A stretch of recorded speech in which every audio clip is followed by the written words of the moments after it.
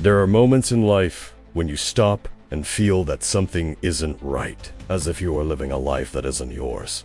Playing a character that you didn't even choose to be. It's a strange feeling, almost impossible to explain to someone, because on the outside everything seems normal. But inside you know you're trapped somewhere you can't name. Maybe you felt this when you woke up one morning and wondered why you were doing all of that. Why your achievements no longer made you happy. Why you needed so much approval from others to feel good about yourself. It's like you were living inside an invisible prison, where the bars are made of comparisons you make constantly, of wounded pride that you carry like a stone in your chest, and of this constant need to be accepted that consumes your energy like fire burning slowly.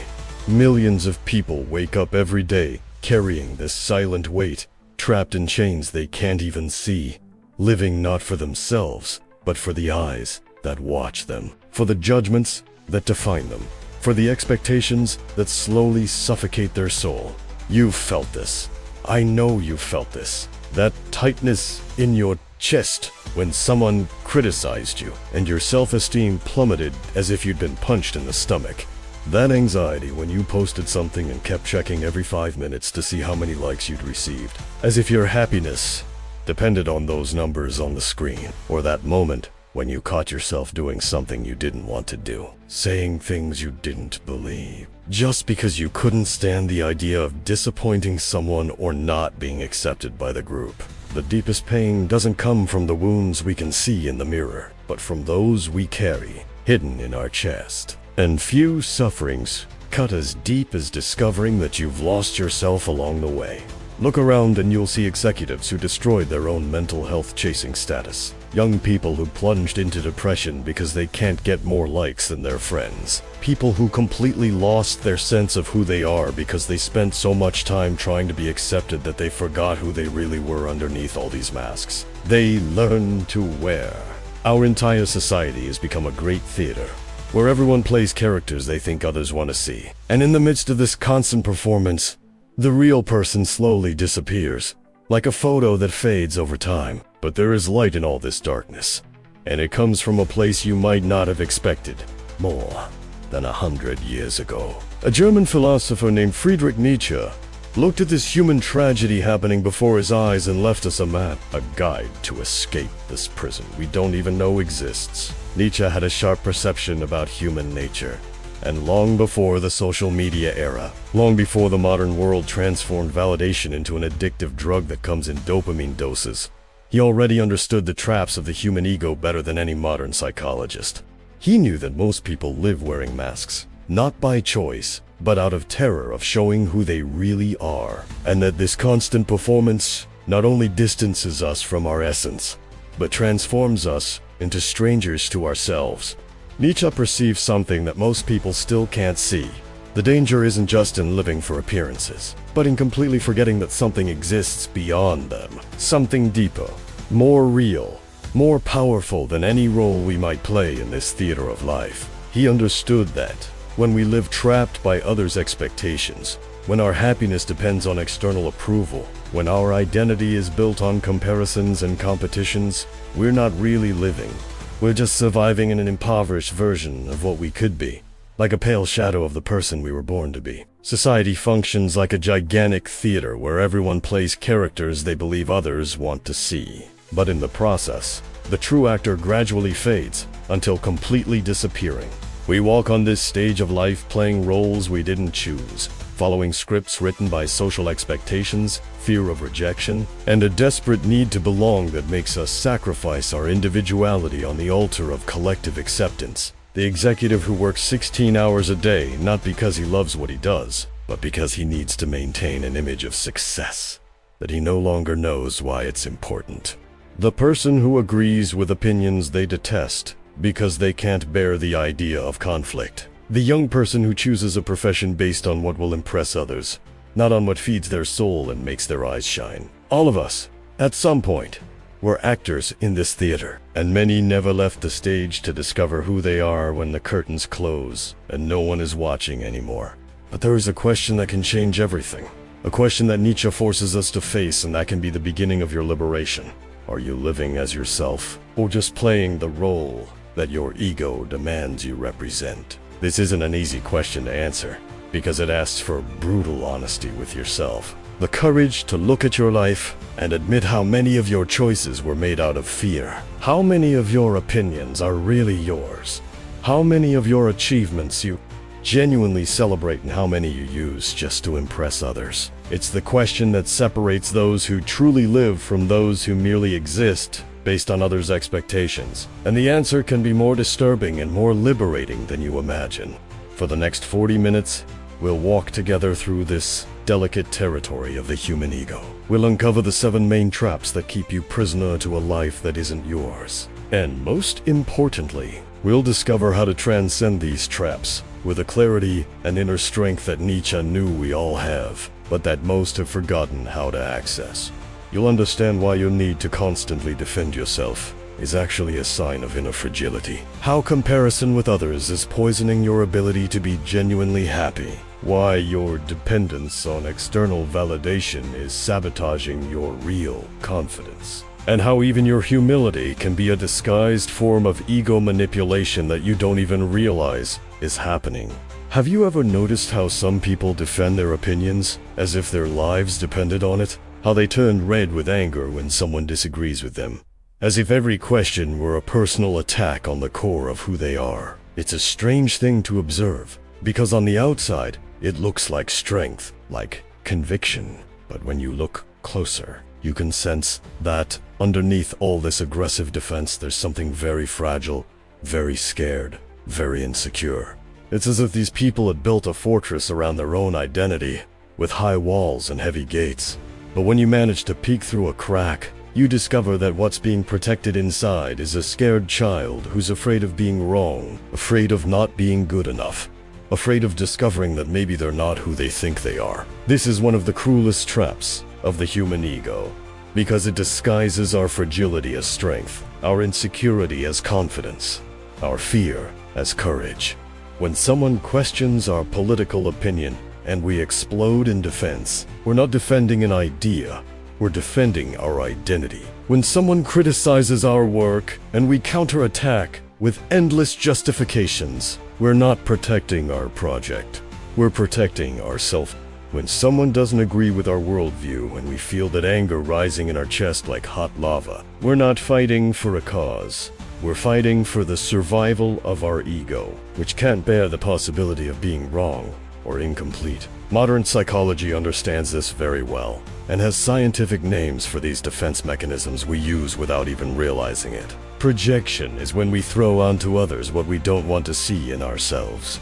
Rationalization is when we invent logical explanations for behaviors that are actually driven by emotion. Denial is when we simply refuse to see truths that bother us. All these mechanisms have one function: to keep our ego intact, to keep our self-image protected, to maintain the illusion that we are consistent, correct, and sure of who we are. But there's a terrible price to pay for this protection, because the more energy we spend defending our ego fortress, the less energy we have to actually grow, to actually learn, to actually become better people. The cruel paradox is that our culture taught us that strength comes from never admitting we're wrong, never showing vulnerability, never letting anyone see our doubts and insecurities. So we build these fortresses higher and higher, more and more impenetrable, more and more lonely.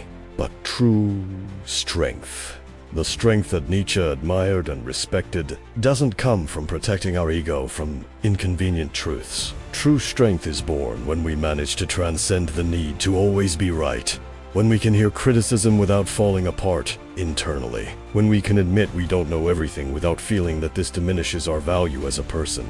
There's a way to start recognizing when your ego fortress is being threatened. And it's by paying attention to your emotional reactions when someone disagrees with you or questions something you believe. That sensation of heat rising in your face when someone criticizes your idea. That urgent need to explain, justify, prove you're right. Those endless justifications that come out of your mouth before you even think about what you're saying.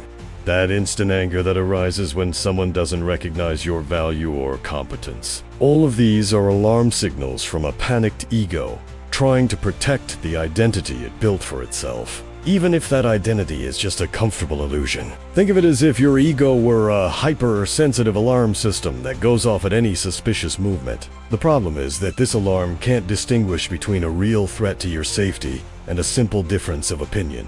It treats constructive criticism as if it were a mortal attack. It interprets honest questioning as if it were a declaration of war. And when the alarm goes off, all your energy is directed toward defending what the ego believes you are, preventing you from discovering who you could really become. The image that best describes this situation is that of a fortress built on a high mountain, with walls so thick and so high that the owner of the fortress, inside, can no longer see the beauty of the world that exists outside. He spends entire days patrolling the ramparts, checking for invaders, polishing weapons, reinforcing defenses, living in constant alert against threats that most of the time don't even exist. And while he wastes all his energy protecting his small territory, real life happens outside, with all its possibilities, its learnings, its genuine connections, its opportunities for growth. But he can't see any of this, because his walls are too high, and he's too afraid to open the gates. The saddest part is that this fortress that was supposed to protect us ends up becoming our own prison. We become so busy defending who we think we are that we forget to discover who we could really become. And the only way out of this prison is to have the courage to lower the defenses, to admit we don't need to have all the answers, to recognize that our true strength doesn't come from never being wrong, but from our ability to learn, grow, and transform ourselves, even when, especially when, we discover we were mistaken about something important. There's something in human nature that makes us look sideways all the time, as if our happiness depended not on what we have, or what we've achieved, but on how that compares to what others have, or have achieved. It's a subtle thing, almost imperceptible, but it's always there, like background noise in our mind that never completely stops. You post a vacation photo, and before even enjoying the memory, you're already checking how many likes it got, how many comments it had, how it compares to your friend's post who went somewhere more expensive. You get a raise at work, and for a moment you feel happy. But then you find out your colleague got a bigger raise, and suddenly your achievement loses its shine, as if its value depended not on what it means to you, but on where you position yourself in the invisible hierarchy that exists in your head. This tyranny of comparison is one of the most destructive traps of the ego, because it transforms your happiness into something that can never truly be yours. When your joy depends on being above others, you become hostage to others' performance. When your sense of worth depends on being better than someone, you no longer have control over how you feel about yourself. It's as if you had handed over the keys to your self-esteem to every person around you, and now they have the power to make you feel good or bad about yourself, depending on how they're doing in their lives. Their success depresses you. Their failure relieves you. Their happiness bothers you. Their sadness calms you. And in the midst of this emotional roller coaster that depends on factors completely outside your control, you lose the ability to feel genuine joy for your own achievements. Constant comparison creates 3 types of suffering that poison the soul in different but equally devastating ways. First, envy, which is that gnawing pain you feel when someone has something you want, a pain that corrodes from within like acid, making you root for others, failure to feel better about yourself. Second, arrogance, which is when you feel superior to others and need that feeling of superiority to keep your self-esteem inflated, like a balloon that needs to be constantly filled because it has a hole that slowly lets air escape. And third, inferiority, which might be the most painful of all. That feeling that you're never good enough, never have enough, never do enough, because there's always someone doing better, having more, being more. Nietzsche understood this better than any modern psychologist when he spoke about the will to power, which wasn't about dominating others, but about mastering oneself. He realized that true strength doesn't come from feeling superior to others, but from completely transcending the need for that comparison.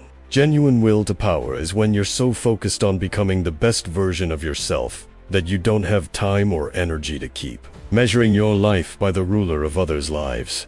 It's when your growth comes from within, from your own thirst for evolution, from your own hunger for meaning, not from the need to prove something to someone. or to be above any person. But our culture completely distorted this idea and transformed the will to power into the will to dominate, to compete, to win at any cost. We created a society where a person's value is measured by their ability to be above others, where success is defined not by what you achieve for yourself, but by how much you surpassed others, where happiness became a zero-sum game where for you to win, someone has to lose. And in the midst of this insane and endless competition, we completely lost the ability to find genuine satisfaction in our own growth, in our own achievements, in our own journey. Modern psychology confirms what Nietzsche intuited more than a century ago through social comparison theory, developed by psychologist Leon Feld. This theory explains why our obsession with status and social position corrodes our authenticity and our ability to be genuinely happy. When we evaluate our worth through comparison with others, we create an emotional dependency that robs us of autonomy over our own feelings. Studies show that people who live in this cycle of constant comparison have higher levels of anxiety, depression, and general life because their self-esteem becomes a variable dependent on others' performance. There's a way to start recognizing when you're trapped in this snare, and it's by paying attention to how your mood changes when you learn about others' achievements or failures. When a friend gets a better job than yours, and you feel that pang of irritation disguised as concern. When someone posts photos of an incredible trip, and you catch yourself diminishing their experience to feel better. When you're genuinely relieved to learn that someone went through a difficulty, because it makes you feel better about your own problems. When your joy for your own achievements depends on knowing that you were better than other people at something.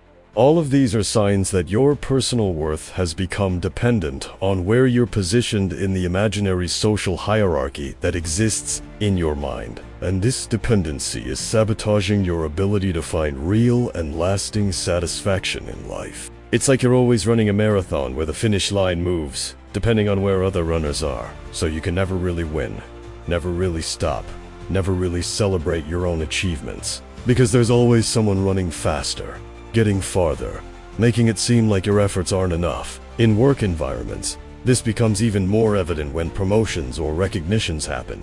You can literally see who's governed by ego by observing how people react when a colleague is promoted. There are those who can genuinely rejoice in another's success, who use others' achievements as inspiration for their own growth. And there are those who become bitter, who start talking bad about the promoted person, who look for flaws in the company's choice, who can't sleep well because someone they considered equal or inferior achieved something they wanted. The difference between these two reactions reveals who lives to compete and who lives to grow, who needs others' defeat to feel victorious, and who finds strength in their own journey of development. There's a drug being distributed for free on every corner of the digital world, a substance that creates addiction faster than any narcotic known to medicine. And the scariest part is that most people don't even realize they're addicted until it's too late. This drug is called external validation, and it comes disguised as likes, comments, shares, praise, recognition, and social approval. Have you ever felt that chill in your stomach when you posted something and didn't receive the reactions you expected? Have you checked your phone dozens of times a day just to see if anyone reacted to what you shared? Have you felt genuinely sad or anxious when one of your posts didn't get the engagement you thought it deserved? If the answer is yes, you've already experienced the effects of this powerful drug that's changing how our entire generation relates to their own identity. What makes this dependency so dangerous is that it starts almost imperceptibly, like a harmless habit that slowly grows until it takes over your emotional life. At first, you post a photo and feel happy with the likes you receive. It's a good feeling of validation that people liked what you shared, that you matter, that you exist in the digital world. But gradually, without you realizing it, your brain begins to associate this good feeling with your worth as a person. Likes become a measure of your relevance. Comments become thermometers of your importance. The number of followers becomes a direct reflection of your value in the world. And when these numbers don't meet your expectations, when people don't react the way you hoped, when you're ignored or forgotten in the infinite ocean of digital content, something inside you crumbles a little. Neuroscience already understands exactly what happens in your brain when you receive this external validation. Each positive comment, each sign of approval triggers a small dose of dopamine in your brain's reward system, the same substance that's released when you eat something delicious, when you have sex, when you use recreational drugs, when you earn money. Your brain can distinguish between the pleasure of a real achievement and the pleasure of digital validation. For it, a like activates the same neurological circuit as a significant accomplishment, but with a cruel difference. The like is infinitely easier to get and infinitely less lasting in its effects. This creates an addictive cycle where you need increasingly larger doses of validation to feel the same level of satisfaction. 1 like isn't enough anymore. 10 likes seem few. 100 likes become the new normal. And when you can't reach this new level, when your posts don't perform as expected, when you feel ignored or irrelevant in the digital world, the emotional crash is proportional to the artificial height you had built for yourself. It's like building a house of cards, increasingly higher, knowing that a small breeze can knock everything down, but not being able to stop adding more cards because the height gives a temporary sensation of grandeur. The most tragic thing in this whole story is that the people most addicted to external validation are often those who have the least genuine confidence in themselves. It's a cruel paradox. The more you need others' approval to feel good about yourself, the less capable you become of developing solid self-esteem that comes from within. It's like trying to fill a leaky bucket by pouring water faster and faster without ever stopping to fix the hole. The water comes out at the same speed it goes in.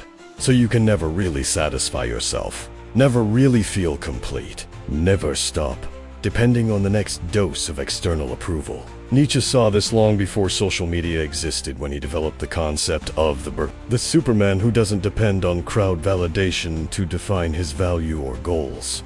The Blumensch isn't someone who despises others or lives isolated from the world, but someone who has enough clarity about their own values not to need external applause to feel on the right path. It's someone who creates their own standards of excellence, instead of living trying to meet others' standards. It's someone who finds satisfaction in the process of becoming who they really are, not in the approval they receive for playing characters they think others want to see. But our culture did exactly the opposite of what Nietzsche suggested. We transformed external approval into the new religion, where influencers are the new priests and algorithms are the new gods that decide who deserves attention and who will be forgotten. We created a society where a person's value is measured by their ability to generate engagement, where relevance became more important than substance, where people prefer to be famous for any reason than to be unknown for good reasons. You can start to perceive if you're addicted to this drug by observing your online and offline behavior patterns. When you achieve something important in real life, can you be happy with the achievement itself, or do you need to post about it for it to become real? When you go to a beautiful restaurant, can you enjoy the food and company, or do you worry about taking the perfect photo for Instagram? When you receive a genuine compliment from someone close, does it have the same emotional weight as dozens of likes from strangers? Or do the likes seem more important? When you spend a whole day without checking social media, can you feel complete and satisfied with your own company? Or do you feel an inexplicable anxiety, as if you were missing something crucial? The metaphor that best describes this condition is that of a puppet whose strings are pulled by every opinion around. You no longer control your own emotional movements because you handed over that control to a crowd of people you don't even know, who don't really care about you, who will forget your existence the moment they stop scrolling their phone screen. You became dependent on the attention of people who have no real influence on your life, but who somehow gain the power to determine how you feel about yourself, whether you're having a good day or a bad day, whether you're worth something or irrelevant in the world. And the only way to break this dependency is by rediscovering the difference between real value and perceived value, between achievements that transform who you are and achievements that only impress those who are watching. It's learning to find satisfaction in the silence of your own successes, in the solitude of your own thoughts, in the company of your own conscience, even when no one is watching, even when no one will applaud, even when no one will know you did the right thing simply because it was the right thing to do. 4. The shadow of false humility. There's a form of pride that's even more dangerous than blatant arrogance, because it disguises itself as virtue and deceives even those who practice it. It's false humility, that performative modesty that seems saintly on the outside but hides inside. The same thirst for recognition and admiration that feeds any other type of inflated ego. Have you ever met people who make a point of diminishing themselves in public, who constantly talk about how they're not good enough, how they don't deserve the praise they receive, how they're just simple people with nothing special, but somehow manage to make this supposed humility the center of attention? They're people who transform self-deprecation into a sophisticated form of getting attention, who use modesty as a mask to hide the same ego hungry for validation that they criticize in others. This is one of the most subtle ego traps because it presents itself as the opposite of what it really is. When someone rejects a compliment saying, "Oh, it was nothing special, anyone could have done it," it might seem like genuine humility, but it's often a disguised way of fishing for more compliments, of forcing the person to insist on recognition, of putting themselves in a position where others will feel the need to convince them of their own worth. It's like a psychological game where the person pretends not to want the attention they're desperately seeking, and the more they deny their merit, the more people feel obligated to reaffirm it. Carl Jung understood this deeply when he spoke about the psychological shadow, that part of ourselves that we consciously reject, but that continues operating in the unconscious, influencing our behaviors in ways we don't perceive. The shadow of pride often manifests exactly as exaggerated humility, constant victimization, or a compulsive need to always put oneself in an inferior position so that others feel pity or admiration for our supposed modesty. It's the ego operating in an inverted way, but still operating, still seeking recognition, still trying to control how others see us and treat us. False humility has several faces that most people can't identify because they're socially acceptable and even admired. There's the person who always puts themselves as a victim of circumstances, who never accepts responsibility for their own failures, but loves receiving compassion and care from others for their condition as a poor little thing. There's the one who makes sure to tell everyone how much they're suffering, how life is hard for them, how they don't deserve the bad things that happen, transforming their pain into a way to become special and worthy of attention. And there's the one who constantly diminishes themselves so that others feel obligated to elevate them, who rejects compliments not out of real humility, but because they know this rejection will generate even more compliments. What makes this form of ego even more dangerous is that it's socially rewarded. Our culture values people who seem humble, who don't brag, who present themselves as modest and unpretentious. So many people unconsciously learn that they can get attention and admiration not by showing themselves superior to others, but by showing themselves inferior. Not by putting themselves above, but by putting themselves below. Not by asking for recognition directly, but by creating situations where others feel compelled to offer it. It's a subtle but powerful emotional manipulation, because the person manages to satisfy their need for validation while maintaining an image of virtue and humility. Constant self-deprecation is another symptom of this ego trap disguised as humility. The person who's always speaking badly of themselves, who never accepts a compliment without counterbalancing with 3 criticisms of their own behavior, who always puts themselves as inferior or inadequate, isn't being truly humble. They're using self-devaluation as a way to control how others react to them. It's as if they were unconsciously saying, "If I criticize myself first, you'll defend me. If I say I'm terrible, you'll console me. If I diminish myself, you'll elevate me." It's an emotional strategy to get attention and care without seeming to be asking for it. Victimhood is perhaps the most destructive form of this false humility, because it transforms real suffering into a tool of social manipulation. The person who's always telling how they were wronged, how bad things always happen to them, how they never have luck, how the world is cruel specifically to them, isn't just processing their difficulties in a healthy way. They're using their pain as a way to become the center of attention, to get compassion and care from others, to put themselves in a special position where normal rules don't apply to them because they suffered more than everyone else. There's a profound difference between genuine humility and false humility that can be perceived by paying attention to the energy behind the behavior. Real humility comes from a place of inner peace, of genuine acceptance of one's own limitations, of sincere recognition that we're all imperfect and learning. The genuinely humble person doesn't need to perform their modesty because they're not trying to impress anyone or get anything from anyone. They simply are what they are. Accept compliments with simple gratitude. Recognize their mistakes without drama. And move forward focused on what really matters to them, not on what others think of them. False humility, on the other hand, has an energy of performance, of seeking reaction, of needing response from others. The person who practices false humility is always checking if their modesty is being noticed, if their self-deprecation is generating compassion, if their victim position is creating sympathy. They may even sincerely believe they're being humble. But underneath this conscious belief exists the same hunger for attention and validation that moves any other type of ego behavior. The difference is that this hunger disguised itself as virtue, which makes it even harder to recognize and even harder to abandon. Religious and spiritual figures are especially susceptible to this trap because their social roles require an appearance of humility and detachment.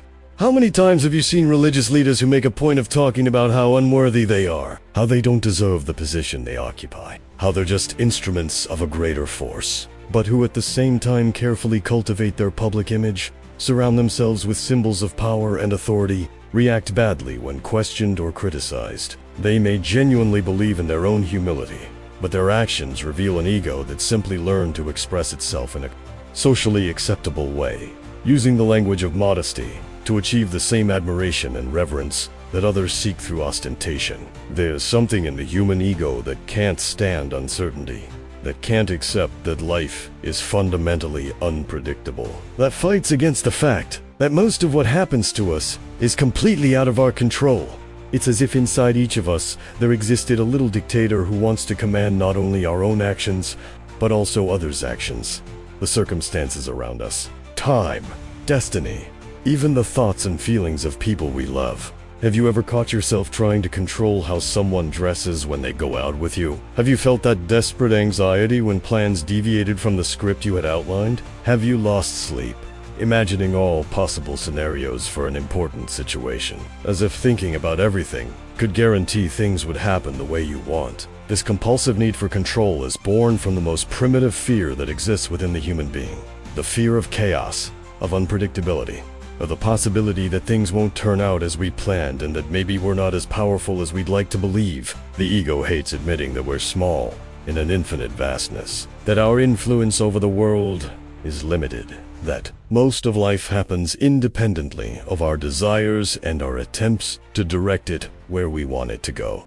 So it creates the illusion that we can control much more than we really can, and we spend our entire lives wasting energy trying to manipulate variables that are completely out of our reach. The cruelest thing about this trap is that the more we try to control what's outside our control, the less control we have over what we can actually influence. Our own reactions, our own choices, our own inner peace. It's like trying to drive a car, looking through the rearview mirror, with our hands tied, while screaming at traffic to behave the way we want. The result is always frustration, anxiety, emotional exhaustion, and ironically, an even greater sensation of powerlessness. Because when our attempts at control fail, which happens most of the time, we feel even more lost and helpless than before.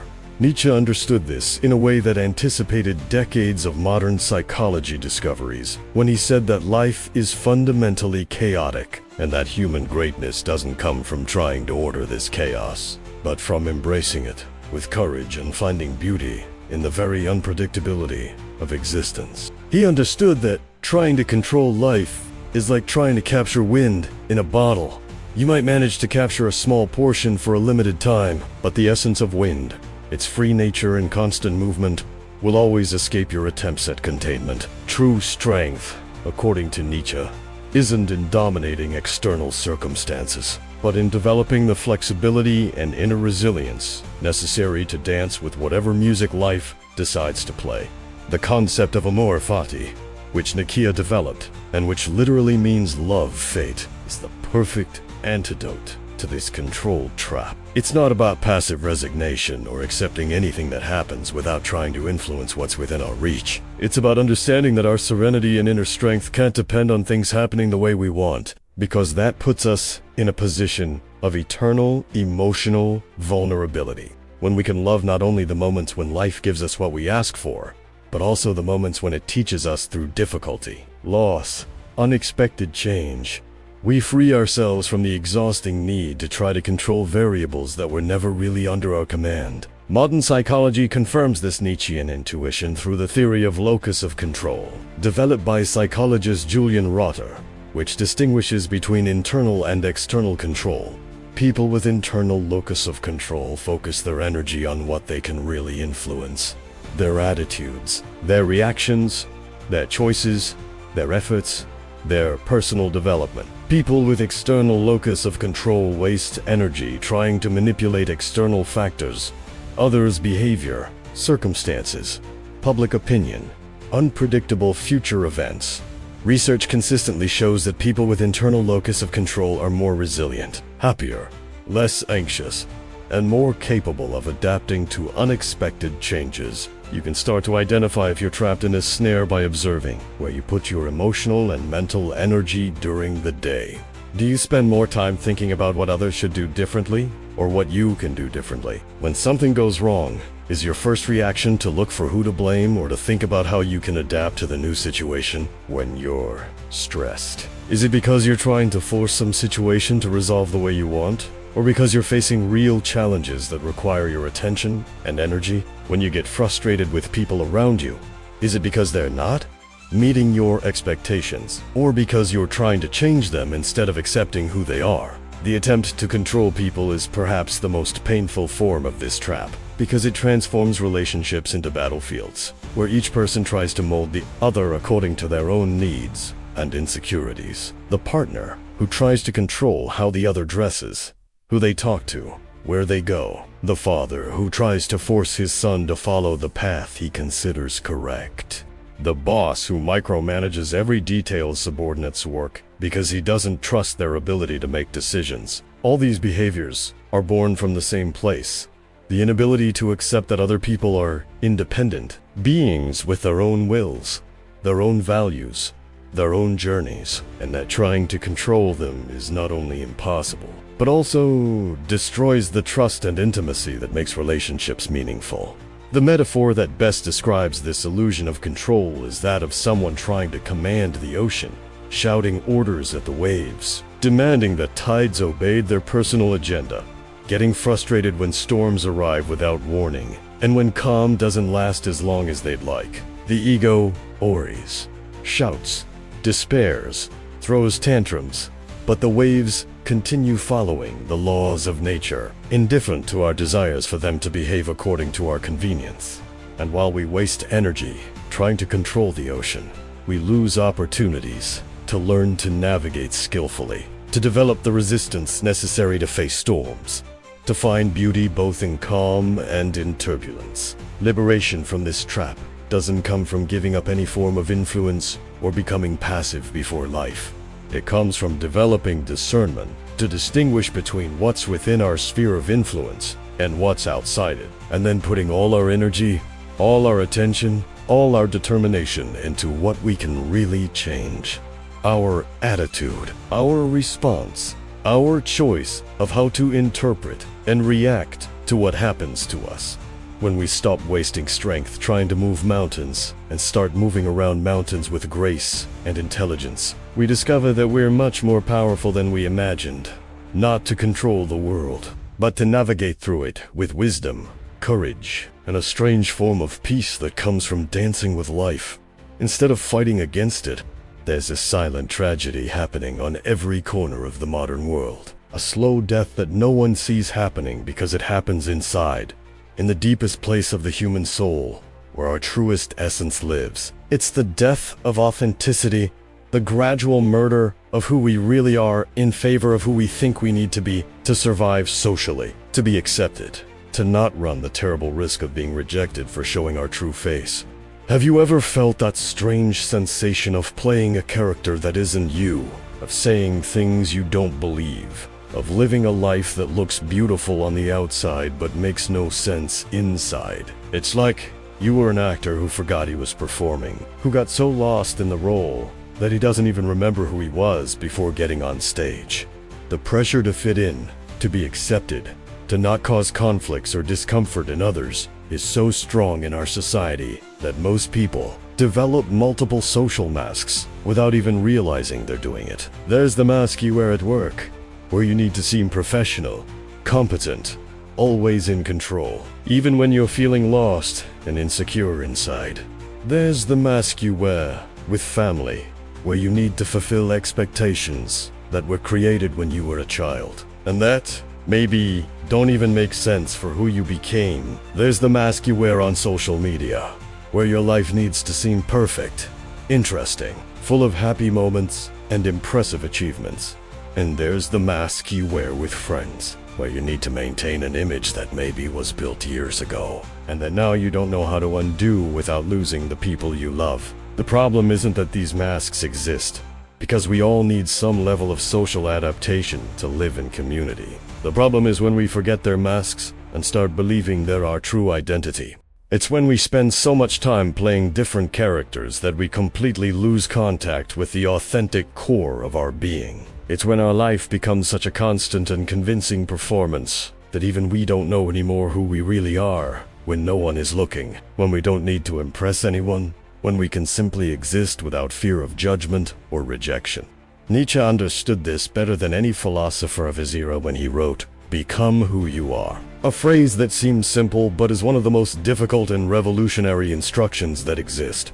Because how can you become who you are if you don't even know who you are underneath all the expectations, all the masks, all the roles you learn to play to please others? Nietzsche knew that the ego fiercely resists authenticity because it lives on conformity, feeds on approval, needs the security that comes from fitting into what others expect.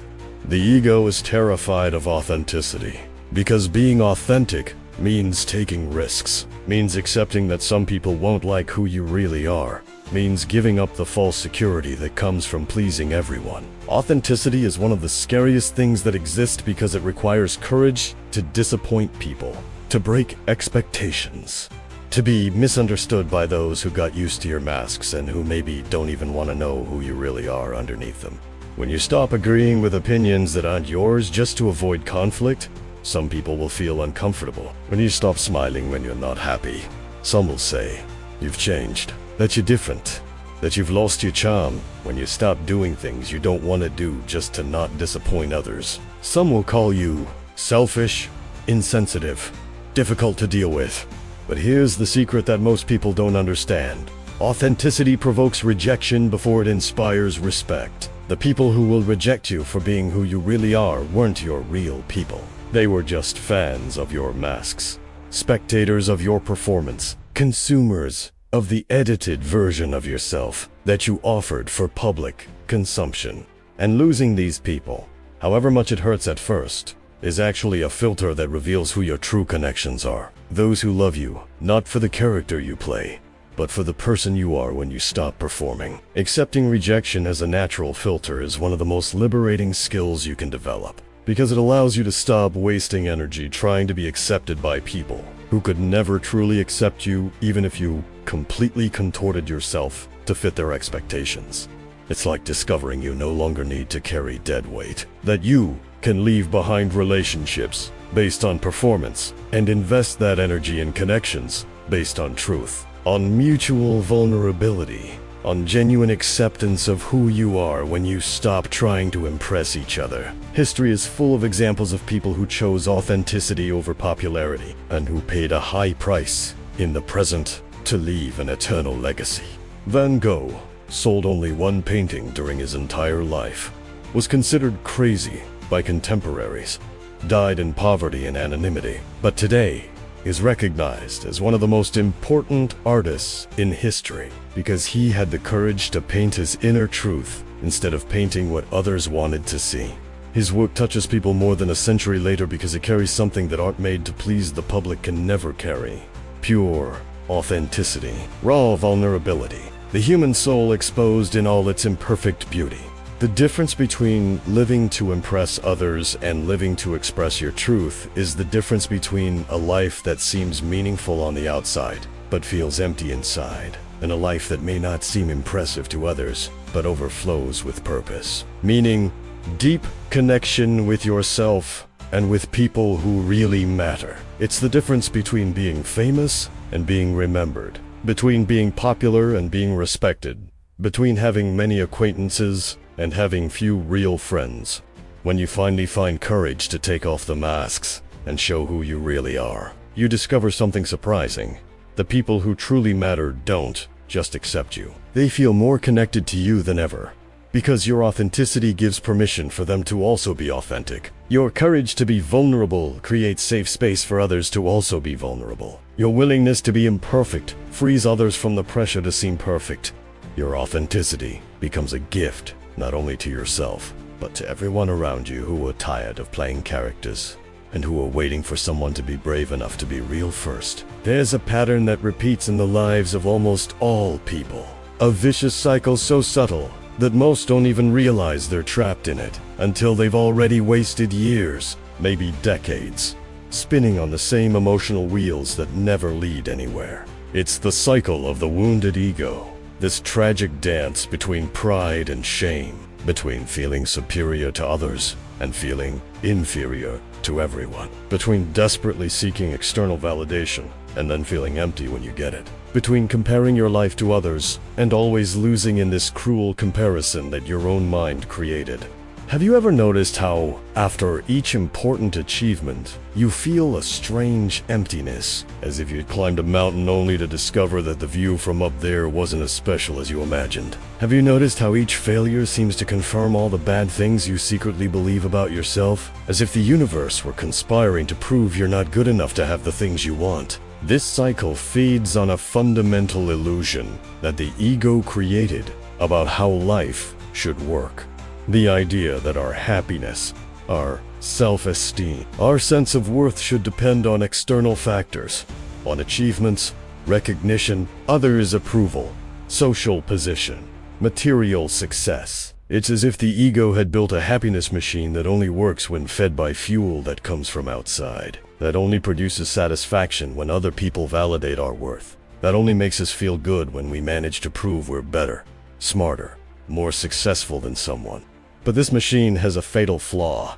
It never stops consuming fuel, never produces lasting satisfaction, never leaves us in peace, because it always needs the next dose, the next recognition, the next achievement to keep functioning. Modern psychology understands this mechanism perfectly through what researchers call the hedonic treadmill, which explains why success and failure produce temporary effects on our happiness level. But we always return to the emotional starting point after some time. When you get that promotion you wanted so much, when you buy that dream house, when you finally achieve the professional recognition you sought, you feel real, genuine, intense joy. But this joy lasts a few weeks, maybe a few months, and then you get used to the new reality and go back to feeling like you felt before, as if the achievement hadn't changed anything fundamental about who you are inside. And when you fail, when you lose something important, when you're rejected or criticized, you feel deep, devastating pain that seems like it will last forever. But after some time, you adapt to this new reality, too, and the pain gradually diminishes until it becomes just an uncomfortable memory. The problem isn't that these reactions exist, because they're natural and human. The problem is that the ego interprets these emotional fluctuations as evidence that you need more success to be happy, and that you need to avoid failure at all costs to not suffer, creating a cycle where you live, chasing external experiences to feel good about yourself internally. Nietzsche saw this destructive pattern with impressive clarity when he developed the concept of self-overcoming, which has nothing to do with being better than others or accumulating impressive achievements to show the world. Self-overcoming, in the Nietzschean view, is about transcending the small version of ourselves that lives dependent on external factors to feel complete. It's about evolving from a consciousness that needs constant validation to a consciousness that finds strength and direction in an inner, well, that doesn't depend on anyone's approval. It's about stopping being hostage to external circumstances and becoming the creator of your own inner experience, independent of what's happening around you. But self-overcoming isn't an event that happens once, and that's it, solved all problems. It's a continuous process, a daily practice, a constant commitment to choose inner growth, instead of seeking external satisfaction. It's like learning to walk. At first, you need to think about each step, concentrate on each movement, and you still fall several times. But with time and practice, walking becomes automatic, natural, an integral part of who you are. Self-overcoming works the same way. At first, you need to consciously remember not to seek others' validation, not to compare yourself to anyone, to find satisfaction in your own growth process instead of in results that impress other people. There's a practical model that can help in this process of breaking ego cycles and developing genuine inner strength. A 3-stage model that works like a map to get out of the ego prison and enter the territory of authenticity and emotional autonomy. The first stage is awareness. You need to start perceiving when you're trapped in old patterns, when you're seeking external validation, when you're comparing your life to others, when you're defending your identity as if it were a territory to be protected. It's like developing an inner observer that can see your own behaviors without judgment, just with curiosity and genuine interest in understanding how your mind works. The second stage is confrontation. After you develop the ability to observe your ego patterns, you need to have courage to confront them directly, to question the beliefs that feed them, to challenge the need for external approval that sustains them. This isn't easy because it means facing deep fears, old insecurities, emotional wounds that maybe you've spent your whole life avoiding. It's like performing surgery on yourself. It hurts, it's uncomfortable, it leaves you vulnerable for a while. But it's necessary to remove what's preventing your healing and growth. The third stage is transcendence. When you can observe your ego patterns with clarity and have courage to confront them directly, you open space to develop a completely new way of relating to yourself and the world. Instead of seeking identity through comparisons with others, you begin to discover who you are through the process of becoming who you were born to be. Instead of depending on external validation to feel valuable, you develop an internal source of self-esteem that doesn't fluctuate depending on external circumstances. Instead of living to impress others, you start living to express your deepest truth. The metaphor that best describes this transformation process is that of a snake shedding its skin. It's a natural process, necessary for growth, but also painful and vulnerable. During the change period, the snake becomes temporarily more fragile, more exposed, less protected than normally. But it's exactly this temporary vulnerability that allows it to grow, to adapt to the new size it reached, to free itself from the limitations of the old skin that no longer serves who it became. Breaking ego cycles and developing genuine inner strength works the same way. It's uncomfortable at first, can leave you feeling more vulnerable for a while, but it's the only path to becoming the fullest and most authentic version of who you really are. We've reached the end of this journey through the most subtle and most destructive traps of the human ego. And maybe you're feeling like someone who just woke up from a long and confusing dream. A dream where you believed you were one person but discovered you were just a set of social masks. A dream where you thought you knew yourself, but realized you only knew the expectations others had about you. It's a strange, and at the same time liberating sensation, as if you had spent your whole life carrying a weight you didn't even know you were carrying. And now, for the first time, you can breathe deeply and feel how light it is to walk without this unnecessary burden on your shoulders. Nietzsche knew this moment of awakening would be uncomfortable, that the truth about our ego illusions would be difficult to digest. But he also knew that this temporary difficulty is the price we pay for genuine freedom. During these 40 minutes, we explored 7 dark territories of the human psyche, where the ego builds its most sophisticated traps. We saw how we defend our opinions, not because they're true, but because they became parts of our identity that we can't question without feeling we're questioning our own existence. we discovered how constant comparison with others transforms our happiness into a veritable dependent on others, success or failure, robbing us of the ability to feel genuine joy for our own achievement. We understood how dependence on external validation became a modern drug that addicts more than any chemical substance, creating an entire generation of people who can't feel valuable without constant approval from strangers on the internet. We explored the most subtle disguises of the ego, like false humility, that presents itself as virtue, but hides the same hunger for attention and recognition that feeds any other narcissistic behavior. We saw how the illusion of control makes us waste energy trying to manipulate variables that are completely out of our reach, while we neglect what we can really influence: our own reactions, choices, and attitudes. And we discovered how fear of rejection transformed us into professional actors, playing characters we didn't even choose, living lives that seem impressive on the outside but feel empty inside because they're not really ours. But the most important thing we discovered is that all these patterns are part of a larger cycle, a closed system where the ego feeds on the very problems it creates, where our search for external happiness generates exactly the type of internal dissatisfaction that motivates us to seek even more external happiness, in a spiral that can last a lifetime if we don't have the courage to stop and question the logic behind all this desperate rush after things that never truly satisfy us.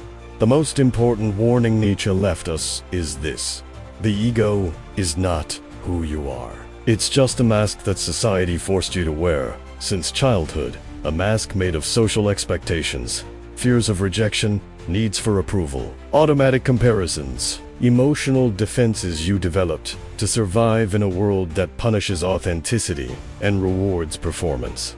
This mask was useful for a while, maybe even necessary for you to get this far. But now it has become a prison that prevents you from discovering who you really are. Underneath all these layers of social conditioning and existential fear, the most liberating clarity Nietzsche offers is that the more you cling to this mask, the more you believe it's your true identity, the emptier your life becomes, because you're living the life of a fictional character instead of living your own life. It's like spending your entire existence playing a role in a theater play you don't even like, for an audience that doesn't really care about you, following a script written by people who don't even know your dreams, your fears, your unique talents, your infinite possibilities of becoming someone extraordinary in your own way. The most powerful promise that emerges from this understanding is that liberation doesn't come from killing the ego, because that would be impossible and unnecessary, but from learning to master it, to transform it from master to tool, from boss to employee. The ego can be useful when you need to navigate complex social situations, when you need to protect yourself from real threats, when you need to motivate yourself to achieve important goals, but it becomes destructive when it takes control of your life, when its neurotic needs start directing your most important choices, when its insatiable hunger for external validation determines how you feel about yourself every day. Learning to master the ego instead of being mastered by it is like learning to use fire. Extremely useful when controlled, extremely dangerous when uncontrolled. When you develop the ability to observe ego impulses without being automatically dragged by them, when you can feel the need for approval without becoming enslaved by it, when you can recognize thoughts of comparison and superiority without believing they define your worth as a person, you acquire an inner freedom that few human beings experience in this life. The question that can transform your life, the question Nietzsche encourages us to ask in every important decision, is this thing I'm about to do, this thing I'm about to say, this choice I'm about to make, is it coming from my authentic will, from my deepest truth, from my genuine values, or is it coming from my ego's demand for validation, recognition, approval, superiority over others? This simple question has the power to reveal how many of our daily actions are motivated not by what we really want or believe, but by what we think will impress others,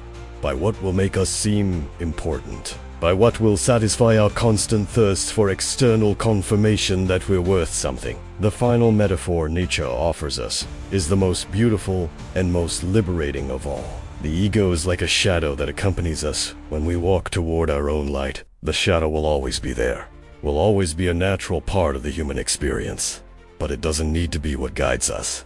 When you stop following your shadow and start walking toward your own inner light, toward your own truth, toward your own authentic values, the ego shadow continues there, but in a subordinate position, following you instead of leading you, responding to your direction instead of determining it. And when you finally manage to make this inversion, when your inner light becomes stronger than the shadows of your fears and insecurities, something extraordinary happens. You not only free yourself from the ego traps, but you become a source of liberation for others who are still trapped in the same snares you transcended. Your authenticity gives permission for others to be authentic. Your courage to be imperfect frees others from the pressure to seem perfect. Your willingness to live your own life inspires others to stop living lives that aren't theirs. And so, your personal journey of freedom becomes a gift to all humanity. Because each person who escapes the ego prison makes the world a little safer for all of us to be who we really are, without masks, without performance, without fear. Nietzsche's call isn't for you to become someone different from who you are, but for you to have the courage to discover and express who you always were, underneath all the expectations, all the fears, all the masks you learn to use to survive in a world that's afraid of truth. It's a call to the most dangerous and most rewarding adventure that exists.